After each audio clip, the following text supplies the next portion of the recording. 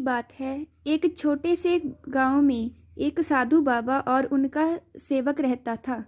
साधु बाबा बहुत ज्ञानी और तपस्वी थे और उनका जीवन पूरी तरह से साधना में लीन रहना था। वह किसी भी प्रकार के भौतिक सुख सुविधाओं से दूर रहते हुए केवल ध्यान और पूजा में रिक्त रहते थे। उनका एक सेवक था जो हमेशा उनके पास रहता था और उनकी सेवा करता था। उस सेवक का नाम रामू था। रामू साधु बाबा का बहुत आदर करता था और उनका साथ पाकर वह अत्यंत खुश रहता था। वह रोज सुबह साधु बाबा के लिए जल लाता, उन्हें खाना खिलाता और उनके द्वारा दिए गए निर्देशों का पालन करता। एक दिन साधु बाबा ने रामू से कहा, रामू, मुझे एक जगह पर जाना है, लेकिन मुझे पता है कि तुम यहाँ अकेले परेशान हो जाओगे। मैं चाहता हूँ कि तुम इस समय को अपनी आत्मा की शांति के लिए उपयोग करो। रामू ने बाबा के आदेश को स्वीकार किया, लेकिन वह थोड़ा चिंतित था क्योंकि वह साधु बाबा के बिना अकेला था।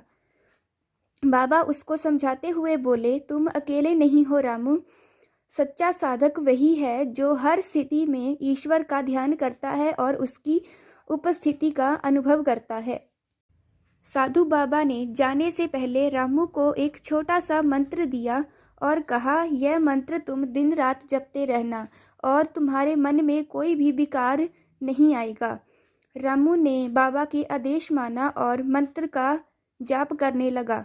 पहले तो उसे बहुत कठिनाई होती थी, लेकिन धीरे धीरे वह मंत्र में खो गया और उसकी चिंता और दुख गायब होने लगे। कुछ दिनों बाद साधु बाबा लौटे और रामू से पूछा, तुम्हारे मन में क्या था जब मैं नहीं था? रामू ने उत्तर दिया, बाबा, जब आप नहीं थे तो मुझे लगता था कि मैं अकेला हूँ, लेकिन अब मैं समझा कि ईश्वर मेरे साथ है। मुझे कभी भी अकेलापन महसूस नहीं हुआ। साधु बाबा मुस्कुराए और कहा, तुमने यही समझा कि असल में अकेलापन कोई बाहरी चीज़ नहीं है। जब मन में शांति और संतुलन होता है तो कोई भी स्थिति परेशानी भी नहीं बनती। इस कहानी से यह शिक्षा मिलती है कि हमें कभी भी बाहर की परिस्थितियों के आधार पर अपनी शांति और सुख के मापने की कोशिश नहीं करनी चाहिए। असली शांति और संतोष अंदर से आता है और वह किसी भी बाहरी अवस्था पर निर्भर नहीं करता।